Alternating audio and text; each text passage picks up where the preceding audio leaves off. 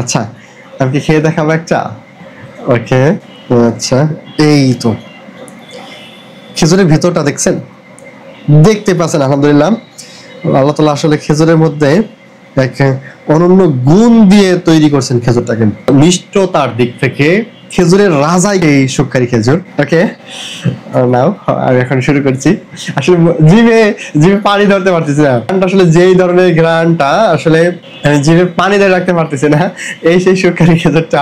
ওকে আমি এখন একটু গালে দিই, হালকা একটু গালে দিয়ে দেখি। মাশাআল্লাহ আল্লাহ তাআলা আসলে এটা বলার আসলে রাখে না,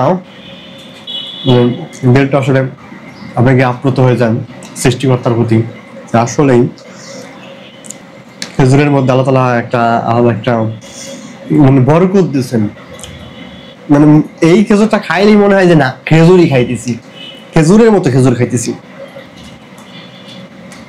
কেবল অস্থির ভাই, দারুণ চমৎকার, একবার নিয়ে খাই দেখতে পারেন আমাদের খেজুরটা।